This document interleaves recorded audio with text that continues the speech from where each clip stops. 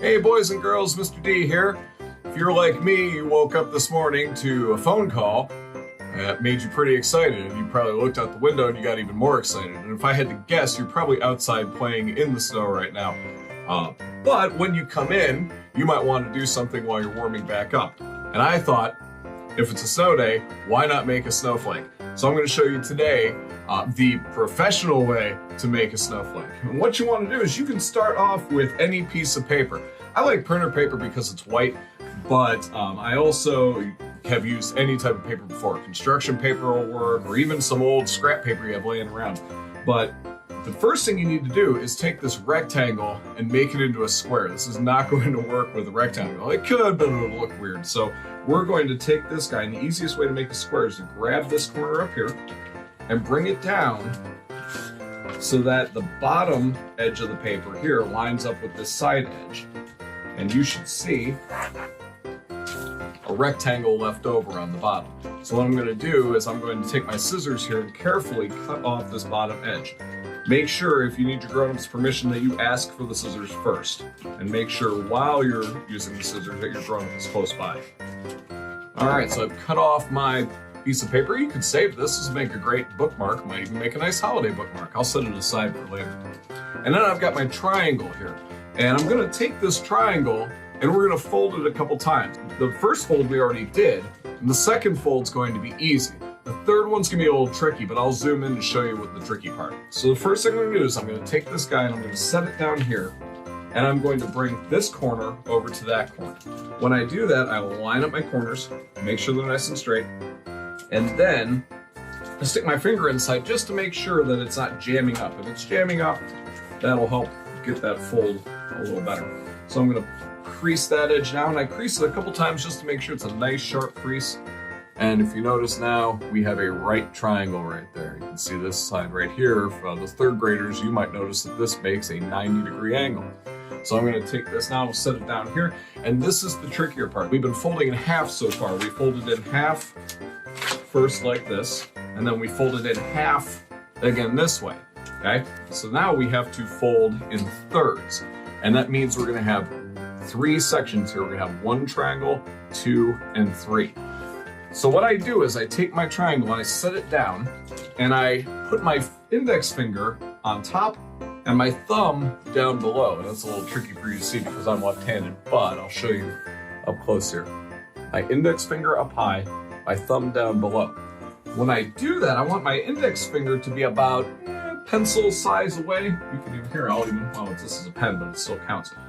That's about that far away from the tip of the triangle. So I'm going to take this now, I'm going to take the last corner here, and I'm going to bring it over and past the edge. It should look like this before you fold it. Now you want this fold right here to come from the tip. If it looks like this, or if it looks like this, you need to take a break and refold. You want this fold to come right from the tip. And before you fold it, you should also see that this size and that size are pretty much the same. They can be a little shorter or longer, but if you can get them as close to the same as possible, that'd be good. So I'm going to do that now. I'll give it a fold. Almost kind of looks like a bird's beak, doesn't it?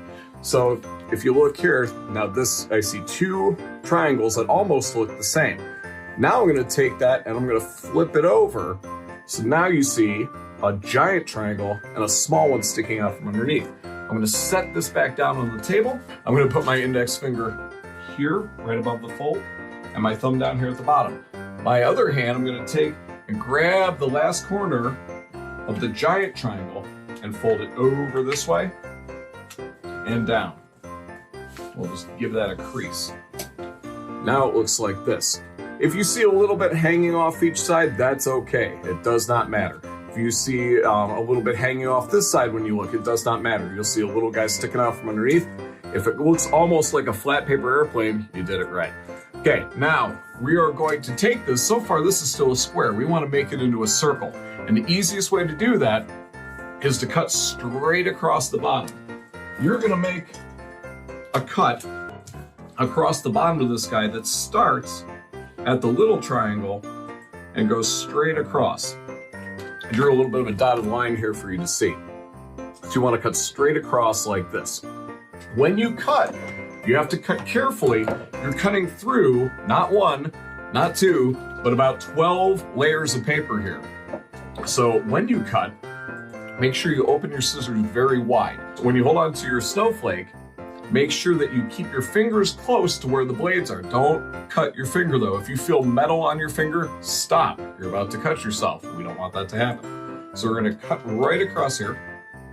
And as soon as I run out of power, I open the scissors back up. Remember, the scissors are a lever. It's a simple machine. As soon as it runs out of power, you need to recharge it a little just by opening the blades again. Notice I'm not closing my scissors down at all.